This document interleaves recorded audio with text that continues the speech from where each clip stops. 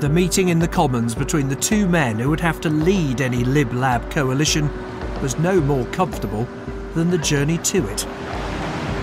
In a sense, we were slightly talking at cross purposes, because what Gordon Brown was saying to me was, we can sort X, Y, Z policy issue. And I kept saying to him, well, I didn't doubt that on policy we could probably find accommodation on a whole range of issues, but that didn't address the fundamental issue that it wouldn't be seen to be legitimate in the eyes of the British public. And if it didn't seem to be legitimate, frankly, we would end up probably having an election come the autumn. The fundamental issue was Gordon Brown. He had to go. Well, the fundamental thing was that the Labour Party had lost the election. He had to go, and that therefore it would not be easy for the British public to understand why a Prime Minister who had lost the election ended up being the Prime Minister again. Now, Gordon's reaction to that was perfectly calm. He's a grown-up, perfectly realistic. He said, we need to think about that. We'll think about it. We'll come back to it. How did he react? Well, it was a difficult thing for me to say. I mean, you don't say something like that with any sort of relish. With hindsight, I slightly regret that I didn't say that to him just in person, and I did later say that to him, because he's a proud man, and I think, I saw immediately it would have been easier for me to have said that to him one-on-one rather than have it with other people in the room. Clegg and Mandelson debated Gordon Brown's future in front of him. Mandelson arguing that only Brown could deliver a coalition deal, but Clegg insisting he had to be gone by October. Gordon wanted more latitude, more space, and that, I think, created the impression or suggestion to the Liberal Democrats that actually perhaps he was angling to stay on not only for longer, but possibly even indefinitely, and that worried them.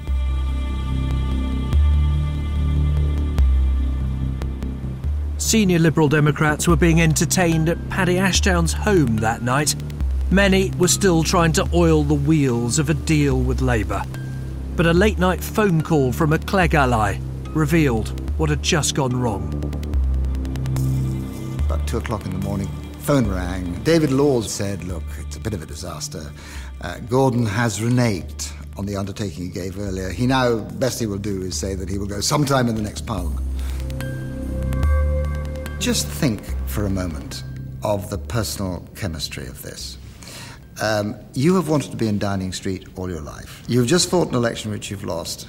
And then the door bursts open and in comes young Lochinvar, who has outmatched you in the televised debates. He is the future, you are the past.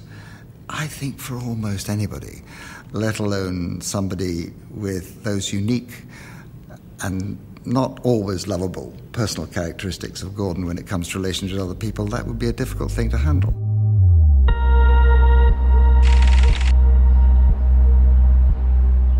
Early the next morning, Vince Cable had an unexpected wake-up call. I'm not an early riser myself, certainly not 6 o'clock in the morning. I struggled to get my wits together very quickly when I realised the Prime Minister was on the line.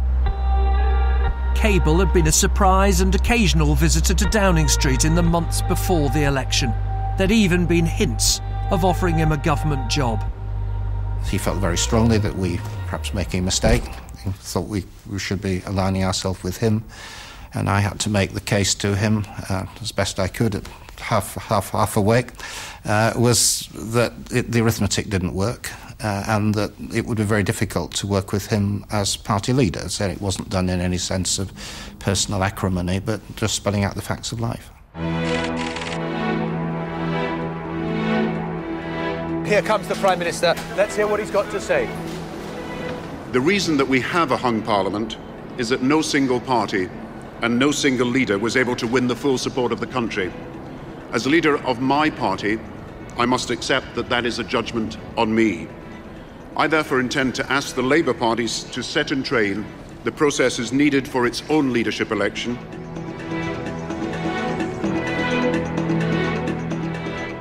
Gordon Brown had resigned to remove himself as an obstacle to a coalition deal. When Nick Clegg was told the news, he reacted in a way which made some believe that a deal with Labour was what he really wanted. Prime Minister was on the phone to Nick Clegg. Loads of other people, myself, Peter, picked up phones to listen.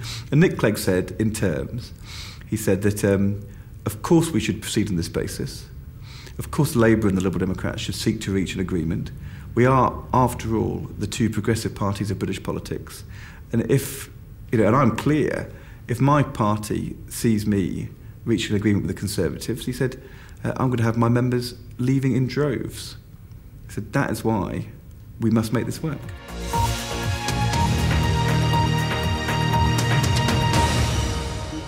Labour were back in the game.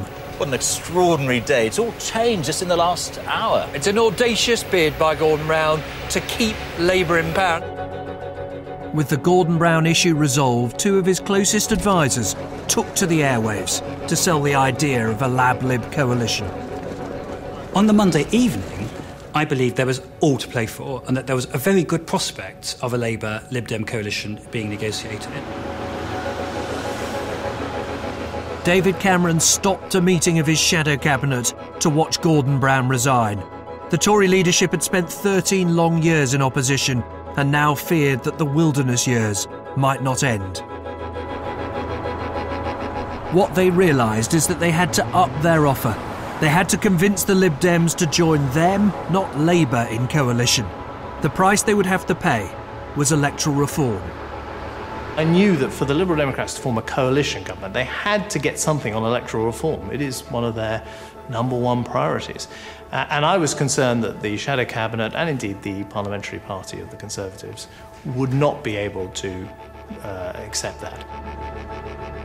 David Cameron summoned his MPs to a meeting in Committee Room 14 of the Commons.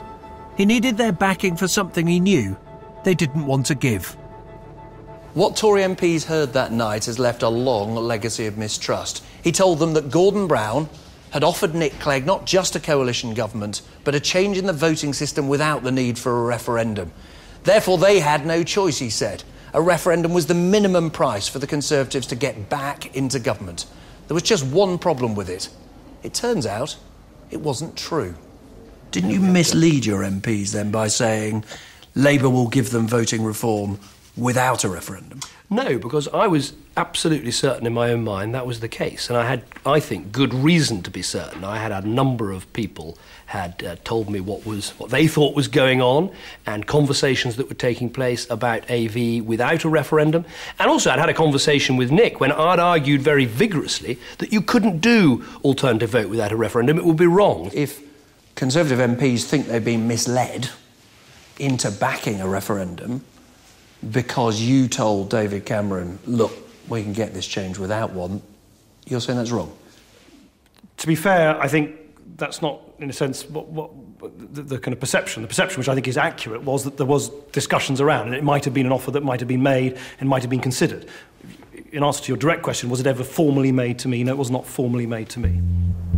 For the Tory leadership, the offer was the last throw of the dice. That was the deal maker or the deal breaker, and our party understood that when we put it to them, and I therefore went out and made the offer of a referendum. We will offer to the Liberal Democrats in a coalition government the holding of a referendum on the alternative vote system. Okay, thank you very much indeed. David Cameron had bounced his party into backing a referendum, but he returned home that night fearing it still wouldn't be enough. I remember going home, I think, on Monday evening, and I think Sam and I had supper in the kitchen, and I remember saying to her, it's not going to happen.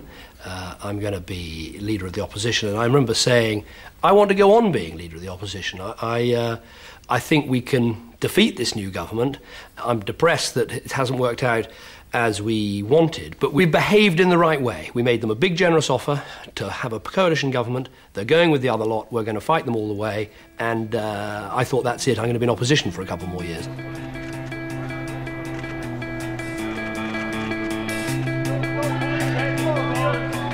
If Labour were to keep the keys to number 10, they now needed to hammer out a coalition agreement of their own. Gordon Brown sent a team of 5 negotiators into talks.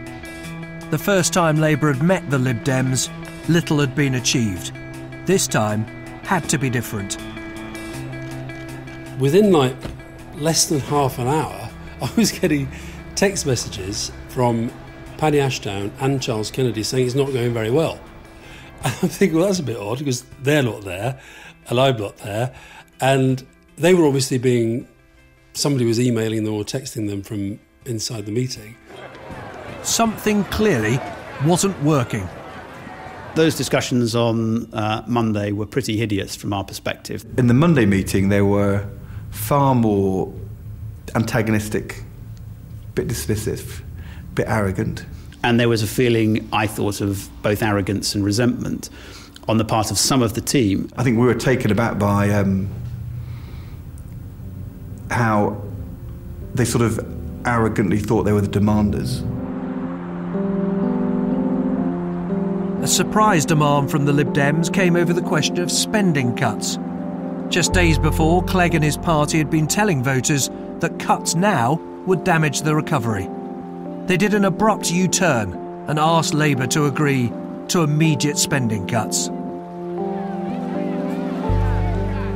I was astonished, if I'm honest, because it didn't occur to me that they would think for a moment they could hold their party together on such a sort of massive breach of the manifesto.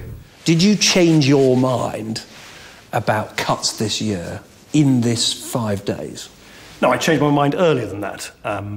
Firstly, remember, between March and the actual general election, a financial earthquake, occurred on our European doorstep. But forgive me, in the election you didn't say, things have changed, I'm in favour of cuts now.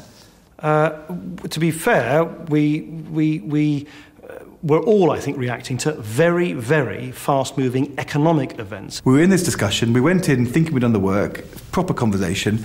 They were quite hostile and aggressive about it. We came out and thinking, well, that's not serious, that's not going to work.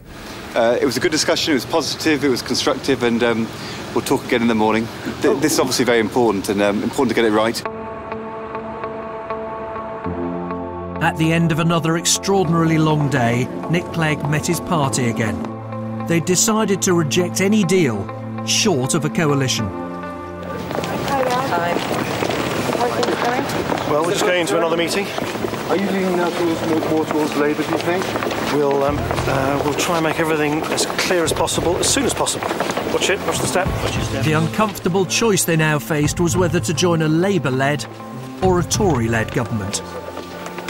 It was an emotionally very sort of turbulent time, and as somebody who'd spent all my political life fighting the Conservatives, it was quite difficult to face the fact that we might be working with them in a coalition arrangement.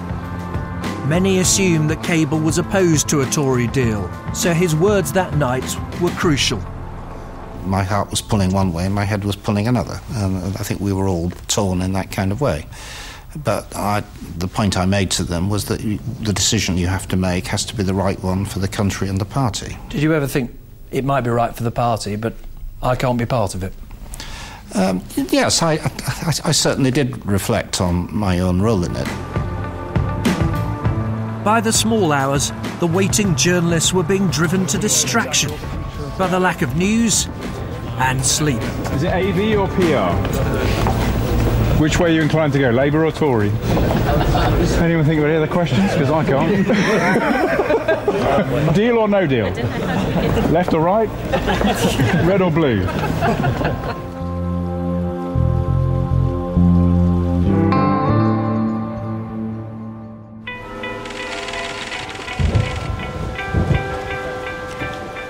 By day 5, everyone thinks a deal is close, but no one seems sure which one.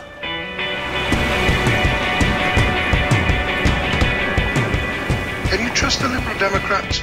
I mean, they're behaving like every harlot. We are on a knife edge, as one senior Liberal Democrat as they discuss whether to form a government with the Conservatives or Labour.